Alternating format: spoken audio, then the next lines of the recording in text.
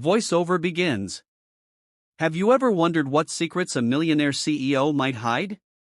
Grayson Holt thought he was just touring another hospital for a corporate charity, until a 5-year-old girl pointed at the pendant on his chest and said, "Mom, that's yours."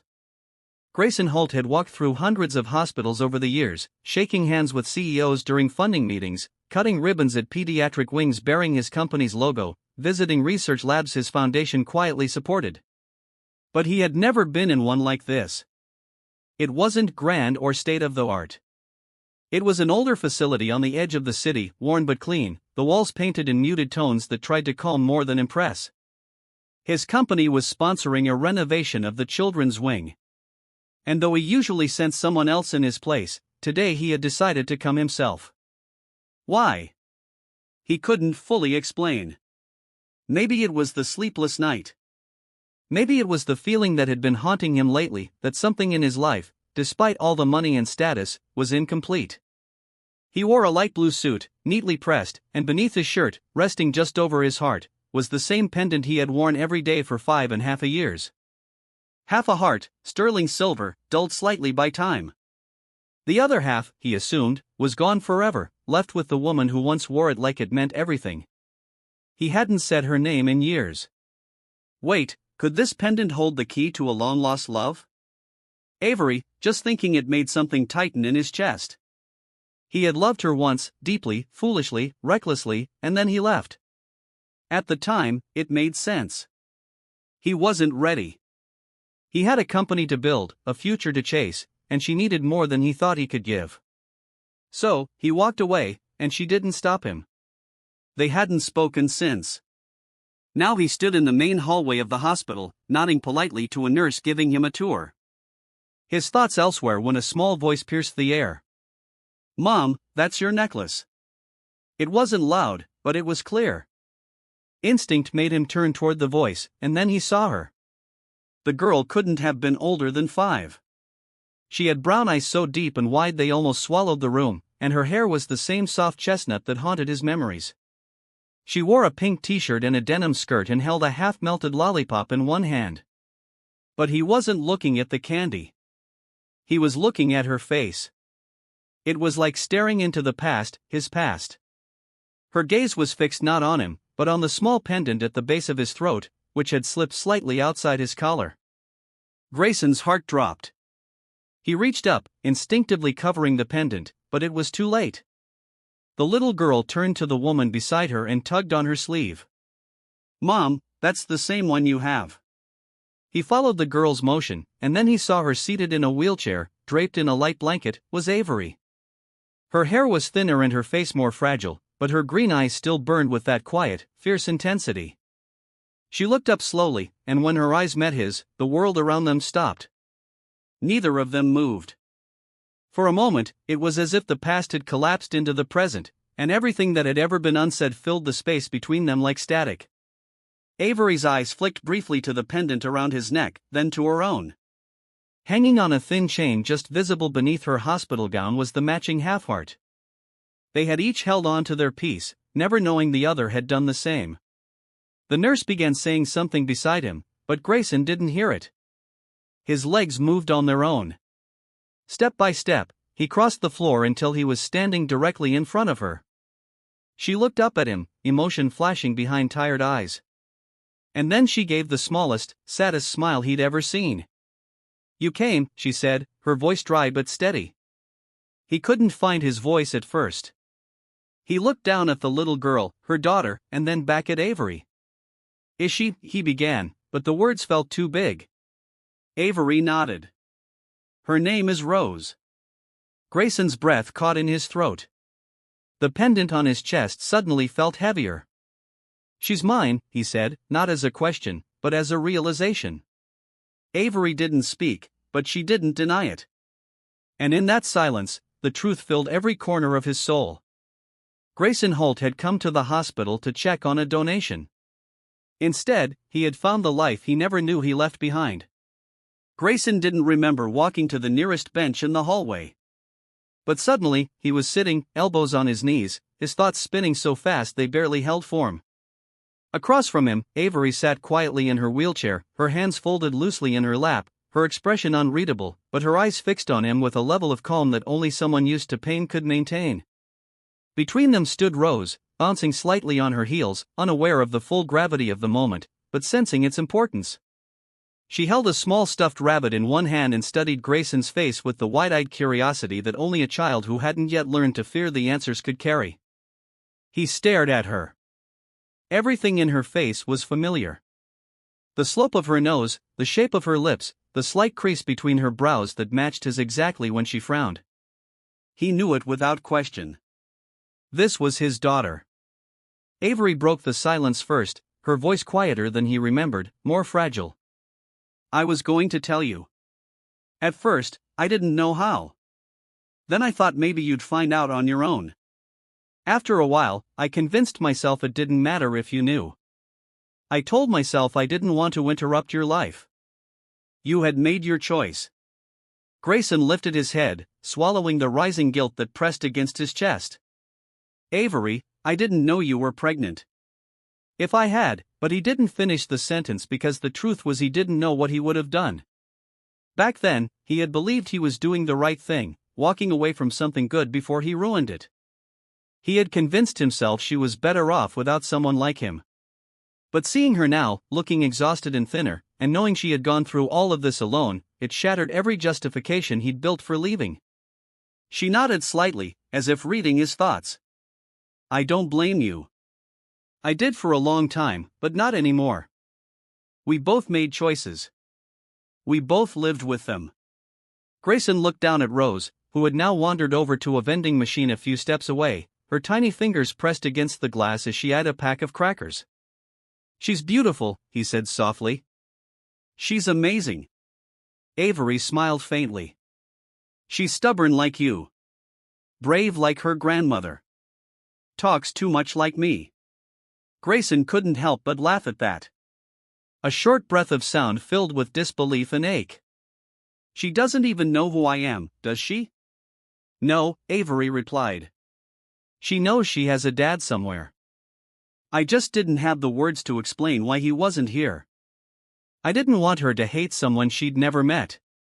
He rubbed a hand down his face, trying to absorb everything. What's wrong with you? He asked after a long moment. I mean, why are you here? The shift in Avery's expression was subtle but unmistakable. She looked away. Lymphoma, she said. Stage 3. I'm responding to treatment, but it's been a fight. I started getting sick about a year ago, but I ignored the signs for months. I didn't want to believe it was serious. She looked at him again, softer now. When they admitted me here full-time, I thought about calling you. Really, I did. But part of me was still angry, or maybe just afraid. He felt like he was suffocating under the weight of everything she was telling him. And Rose, who's been taking care of her? The nurses help when they can. Maggie, my nurse, has been like family, but mostly Rose stays here with me. I couldn't bear to send her to foster care or to some stranger. She's too little. The thought of Rose sleeping in hospital chairs, of her watching her mother hooked up to IVs, of her learning to be silent when nurses passed by, twisted something deep in Grayson's gut. He hadn't just missed her first steps or her first words. He had missed her fear, her resilience, her whole beginning. He stood slowly and crossed the small space between them. Let me help, please, Avery. I don't care how we got here. I want to do right by her and by you. She didn't answer right away. She studied him carefully as if trying to decide if this version of Grayson was the same man who had walked out 5.5 years ago. Maybe he wasn't. Maybe time and regret and absence had stripped away the arrogance. Or maybe he had simply grown up the moment he heard a child call her mom. After a long pause, Avery nodded. Okay, you can start by getting her that snack she's staring at before she shakes the whole machine. It was so simple and so heartbreakingly human. Grayson turned and walked to the vending machine, feeding in coins with shaking hands. And when he handed Rose the crackers, she beamed at him with a smile so bright it almost undid him. He crouched to her level and said, I'm Grayson. You can call me Gray or whatever you want. Rose studied him for a second, then took the crackers. Okay, she said casually. You look like someone who likes rules. I don't. He laughed again, tears stinging his eyes. We'll figure it out. And for the first time in years, he wasn't talking about business. He was talking about life, about something real, something precious, something he would never walk away from again. Grayson returned to the hospital the next morning, earlier than expected, carrying a small paper bag from the local bookstore down the street and 2 cups of coffee, one black, one with cream, just the way Avery used to drink it. He hadn't called ahead or texted. Part of him feared she might tell him not to come. But the bigger part of him needed to see her again, needed to see Rose. He had spent the entire night lying awake in his penthouse where everything was perfectly silent and completely wrong. For the first time in years, he felt like he was standing at the edge of something that actually mattered, something he couldn't buy or outmaneuver, something fragile and real. The realization was both terrifying and grounding. He knew he had missed out on her early years, on bedtime stories, on first birthdays, on comforting cries he didn't know had happened. But he also knew he had been given a second chance, and there was no version of this life now where he would let it slip by. When he entered Avery's hospital room, it was dim and quiet, the morning sun casting soft light through the blinds. Rose was curled up next to her mother on the narrow bed, asleep with her cheek resting against Avery's arm. Avery was awake, propped against a pillow, reading a book with one hand and gently running her fingers through Rose's hair with the other. She looked up when she saw him, surprised but not startled, and a faint smile passed across her lips. She looked exhausted but steadier today, her eyes a little clearer, her skin slightly less pale. She nodded toward the coffee in his hand. Is that peace offering or bribery? Grayson smiled and handed her the one with cream. Maybe both. I didn't want to wait another day. I didn't sleep last night. I kept thinking about everything. About her. About you. About all the things I never did and how I want to start doing them now. Avery took the cup, wrapping her hands around it slowly, as if warming them more from the gesture than the heat. It's strange seeing you here, she said quietly. I used to imagine what it would feel like you walking back into my life. I never pictured this setting. Grayson lowered himself into the chair beside the bed. Neither did I, but maybe this is exactly what it needed to be, something that strips away all the noise. She didn't respond immediately. Instead, she looked down at Rose, still sleeping peacefully. She's been so strong through all of this. She asks questions I can't always answer. Sometimes I think she knows more than she lets on. Grayson followed her gaze. She's sharp and she's brave. She called me out yesterday without even blinking. She does that, Avery said, her voice softening. You know, she's never really had a stable male figure around. I didn't want to bring men in and out of her life just to fill a space. I didn't want her to see love as something temporary or replaceable. Grayson shifted, his tone quiet. I'm not temporary. Avery studied him again. She seemed to be searching for cracks, for hesitation, for signs that this was guilt or charity or fear. But what she saw was different. He wasn't the man who had walked away years ago. There was no arrogance in his posture now, no distance in his eyes, only something slower, heavier, something that looked like resolve. I want to take care of both of you, he said. I want to help with treatment, move you somewhere better, get Rose in a proper routine. I know you don't need saving. You've done an incredible job, but I want to be here, not just visiting. Really, here. Avery exhaled slowly. It's not going to be easy. She'll ask you hard questions, and I'll have days where I can't get out of bed. I know, he said simply, and I'll be there anyway.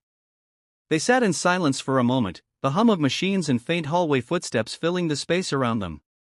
Then Rose stirred. Her eyes fluttered open and she blinked at Grayson sitting in the chair beside her mother. Are you still here? She asked sleepily, rubbing her eyes. I am, he said with a small smile. I brought you something. He reached into the bag and pulled out a small hardcover children's book, a story about a brave rabbit who crossed a forest to find his way back home.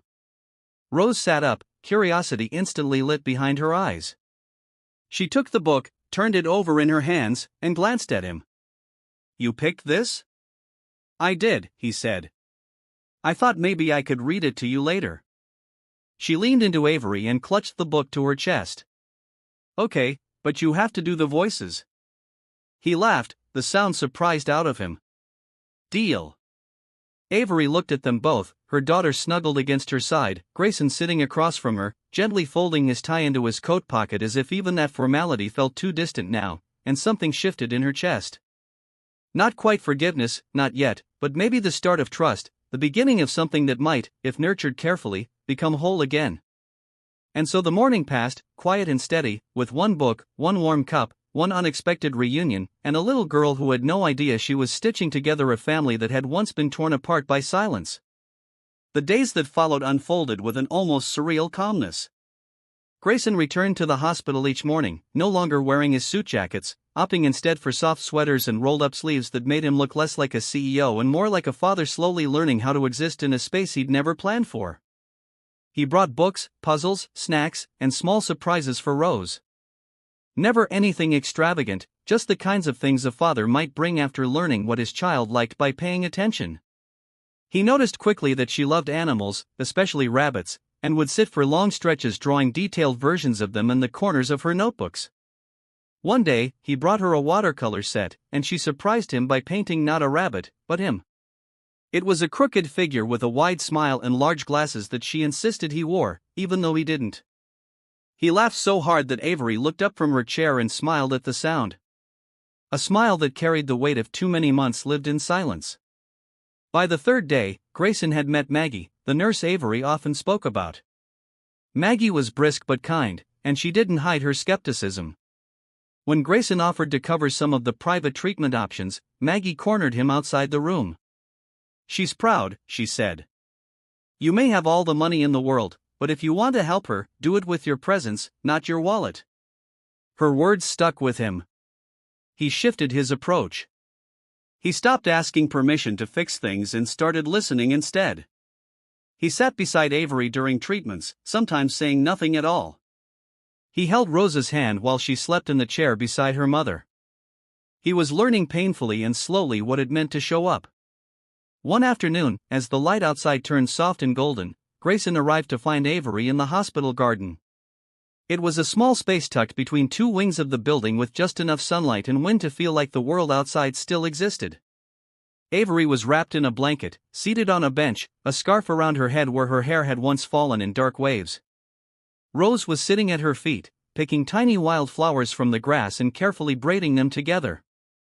Grayson paused a moment before joining them, struck by the quiet beauty of the scene. When he sat down beside Avery, she didn't look at him at first. I forgot what it felt like to breathe fresh air, she said. Even if it's just hospital garden air, it still feels like freedom. He nodded, his hands resting between his knees. I could bring you here every day if you'd like, just for a bit of peace. She glanced sideways at him, her green eyes sharp. I'm not used to this. You being here. It's good, but strange. I know, he replied. It's strange for me, too. But I want it to feel less strange. I want it to feel normal. Avery looked away, her voice quieter now. I spent so many nights wondering if I made the right choice, keeping Rose to myself. I don't regret having her. Not for a second. But I was so afraid you wouldn't want her or me or the life we could have had. Grayson leaned closer, his voice low but firm. You did what you thought was right. And maybe I wasn't ready back then, but I am now. I want to be part of her life, of yours. Whatever you'll let me be. There was a long pause. Wind moved through the trees and the rustling leaves filled the silence between them. Finally, she turned her head and looked at him. Really looked. You missed everything. Her first steps, her first word, her first fever. You weren't there. I know, he said. The words weighted with regret, but I want to be there now. For everything else, for her first day of school, for when she loses her first tooth, for the hard nights and the good mornings. I want to earn it, Avery, every day if I have to. She nodded slowly, and for the first time, she didn't look like she was carrying the entire world alone.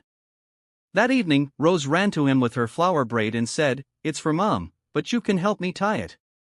As he knelt and gently tied the delicate chain of wildflowers around Avery's wrist, something shifted between them. No forgiveness was spoken, no promises made, but there was trust in the quiet, a thread being slowly, carefully rewoven, not just between two adults, but between a man and the life he never knew he'd been missing. The call came late in the evening, just as Grayson was returning to his apartment after a long day at the office and the hospital. He had barely taken off his coat when his phone buzzed, Maggie's name glowing on the screen. Her voice was calm but direct. Avery had collapsed unexpectedly during her treatment. There was internal bleeding. The doctors were doing everything they could, but it was serious.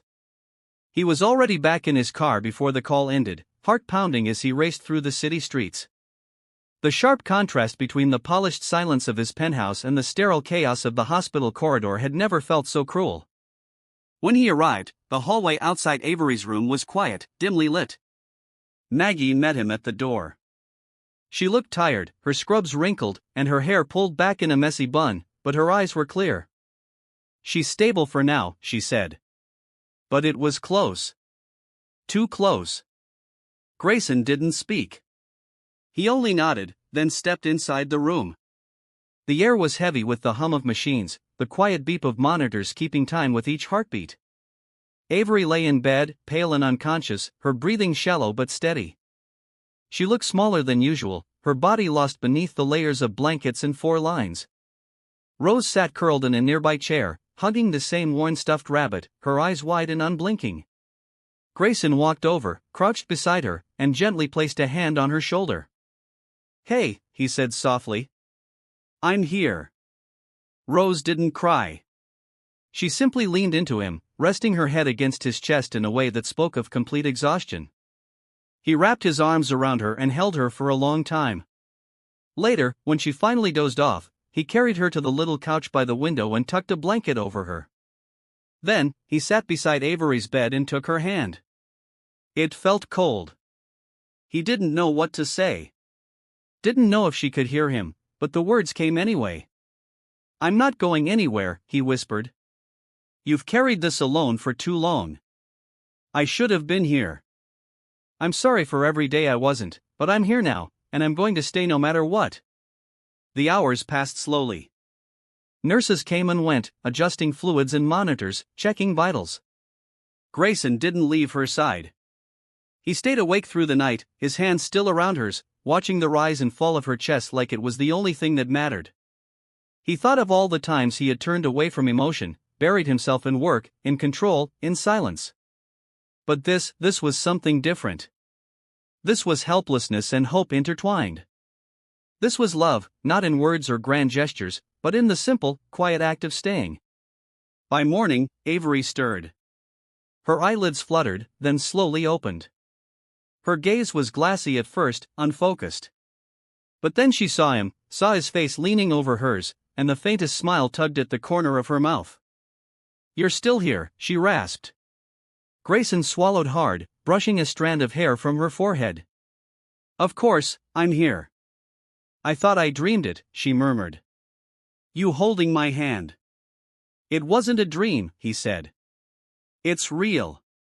I'm not letting go." Tears filled her eyes, though they didn't fall.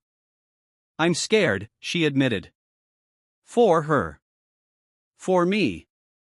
"I know," he said, his voice trembling. "But we're going to fight this together."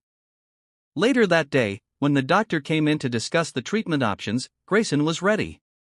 He had already called in specialists, arranged consultations, and started the process for an emergency transfer to a top oncology center. Avery protested weakly at first, her voice with worry. "You don't have to." He cut her off gently but firmly. "Yes, I do. And not because I have to, because I want to. You're not alone in this anymore." By that evening, arrangements were underway. Rose sat in Grayson's lap, quietly drawing with crayons as Avery slept, and the soft light from the setting sun painted the room in gold.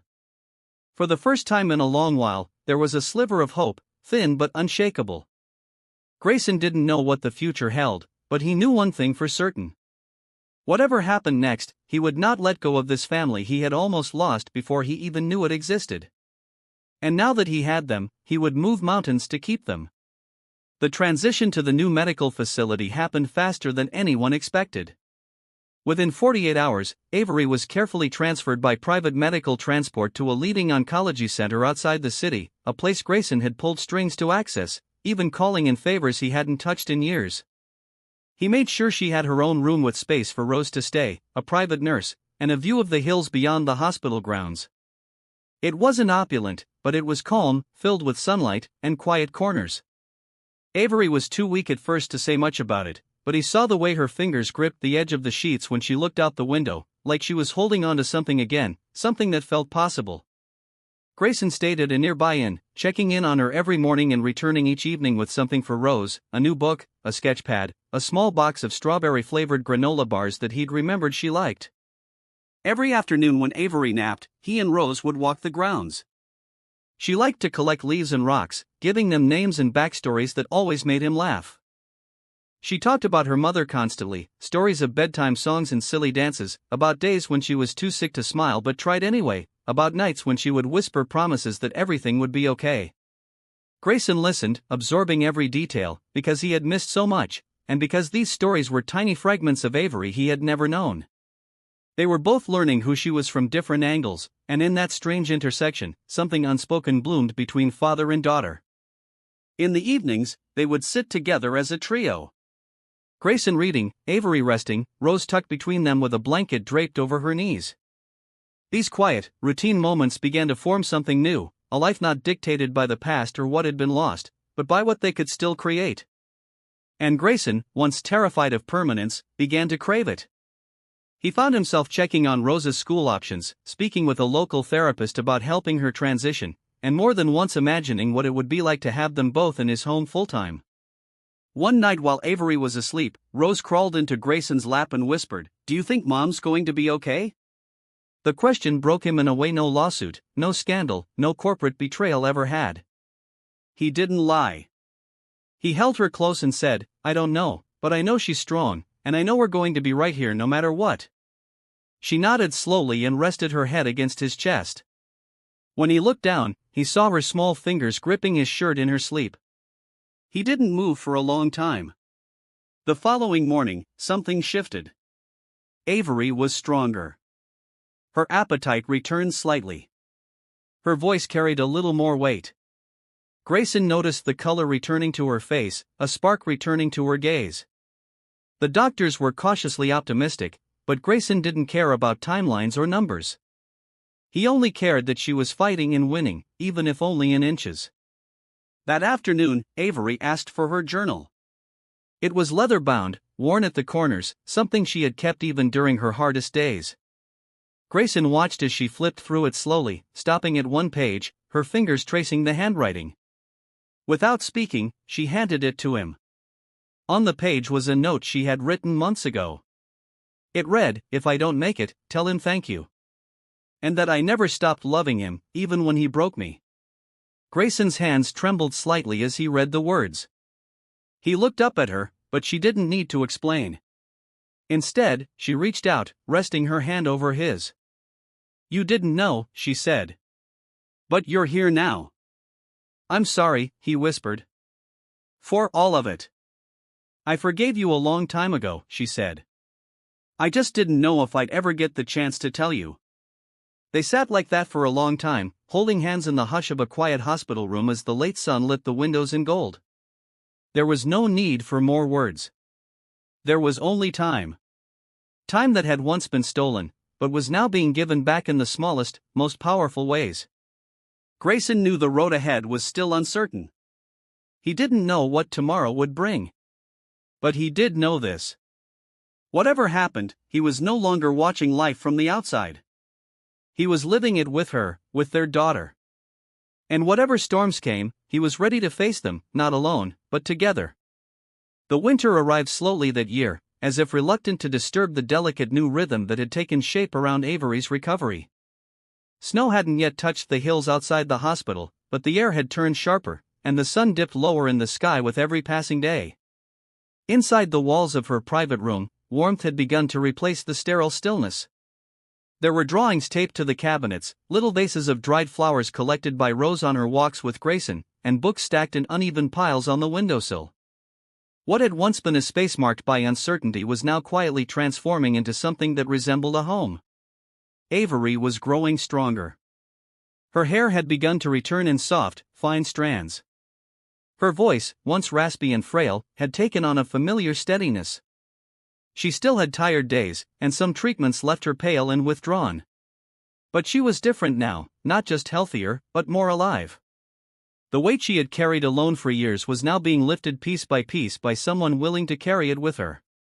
One evening, as the shadows outside stretched long across the garden, Grayson found himself sitting across from Avery while Rose was in an art therapy session down the hall. The room was quiet except for the steady rhythm of Avery's pencil as she filled another page of her journal. Grayson was watching her, not with worry, but with wonder. It was still hard for him to reconcile the version of himself that had walked away from her with the man who now couldn't go a day without seeing her face. Without looking up, Avery said softly, "You watch me like you think I might disappear again." Grayson leaned forward, his voice equally quiet. "I don't think you'll disappear. I just don't want to miss anything anymore." She closed the journal and looked up at him, the corners of her mouth lifting. "You're doing better than I thought you would. You used to hate sitting still." "I still do," he admitted. "But somehow this doesn't feel like stillness. It feels like living." They were quiet for a moment, and then Avery reached under her blanket and pulled something from her nightstand. It was the heart-shaped pendant, the half she had worn for years, tucked away beneath shirts and hospital gowns, always close but never visible. She held it out to him and for a second he didn't move. He could see the tiny scratch on the edge, the small dent near the clasp. He knew it by heart. When he took it from her, their fingers brushed. "I never stopped wearing it," she said. "Even after everything." Grayson looked down at it in his palm, then slowly reached into his coat pocket and pulled out the other half, the one he had worn every day since the day he left her. He hadn't even known why back then, only that something about it felt necessary, like a memory that refused to let go. He held both pieces together. They still fit perfectly, without forcing, without bending. "I always thought I broke us," he said quietly. "And maybe I did, but I never stopped hoping that some part of us had survived." Avery nodded. "I didn't need you to come back perfect. I just needed you to come back." They said nothing else that evening, but the silence between them wasn't empty. It was full of everything they had rebuilt. Trust, forgiveness, an unspoken promise that neither of them would disappear again. When Rose came bouncing in minutes later, covered in paint and holding a picture of 3 stick figures under a bright yellow sun, she proudly held it up and said, "This is us. Mommy, me, and Daddy." Avery and Grayson exchanged a glance, a quiet breath passing between them. Rose had never called him that before, not out loud, not directly. And yet she said it with such ease, as if the word had always belonged there. Grayson took the picture, smiled at her, and then at Avery. "You have your mom's eyes," he said, his voice thick with emotion. That night, when Grayson left the hospital, he didn't feel like a visitor. He felt like something more, something permanent. And as the snow finally began to fall outside, dusting the roads in soft white, he understood that the pieces of his life, once broken, once scattered, were slowly, steadily finding their way back together. Spring came earlier than anyone expected. The hills beyond the hospital began to wake from their winter silence, dusted in soft green and speckled with wild flowers that seemed to appear overnight. Birds returned to the trees outside Avery's window, and Rose began spending longer hours outdoors, chasing butterflies and pressing blossoms into notebooks like little treasures. Inside the hospital, change was blooming, too. Avery's blood work continued to improve. Her energy slowly returned, and by early April, her doctors gave her the news she hadn't dared to hope for: remission. The cancer, for now, had retreated. Her body had fought and it had survived. The room erupted into quiet celebration. Maggie cried first. Grayson held Avery's hand so tightly she winced, but she smiled through it, her eyes full of something deeper than joy. Relief perhaps, or the feeling of breathing without fear for the first time in years. 2 weeks later, Avery was discharged. The staff lined the hallway as she left the building in a soft cream sweater and jeans that hung slightly loose on her still recovering frame. Grayson was beside her, one hand gently on her back, the other clutching roses as they walked together through the sliding glass doors and into the sunlight. The world felt impossibly large, but not frightening. Not anymore. Grayson had already prepared everything. A guest suite in his home had been transformed into a sun-filled bedroom, warm and open with soft lighting and shelves filled with books Avery loved. Rose had her own room just down the hall, decorated with hand-drawn posters and strings of fairy lights, her name painted across the door. Avery resisted at first. She didn't want to be a burden. She didn't want to feel like a guest in a life she once left behind. But Grayson never treated her like a guest. He made space in every part of his routine, quietly adjusting his life without ceremony. He cooked breakfast with her in the mornings, sometimes burning the toast, but learning to laugh at himself. He read to Rose before bed, always using the silly voices she requested. And when Avery couldn't sleep, he would sit beside her on the couch and listen to the soft hum of the city with her, neither of them speaking, simply existing in the comfort of shared quiet. One night, Rose fell asleep with both of them tucked on either side of her.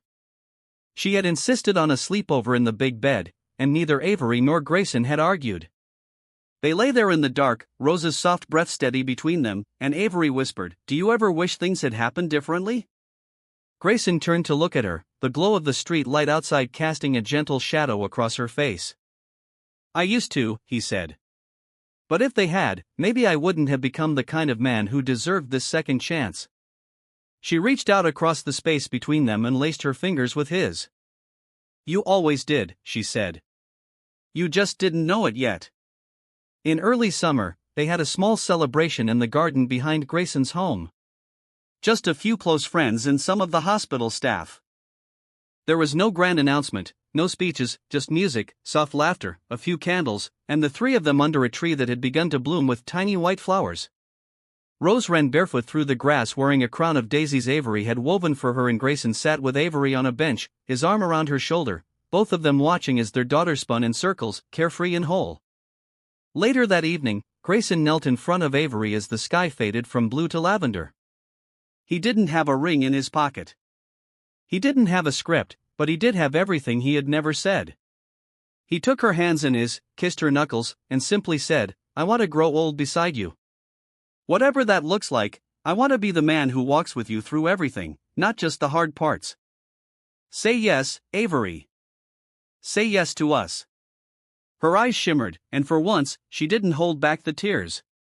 She leaned forward, touched her forehead to his, and whispered, "I already have." They didn't need an aisle or a ceremony that day.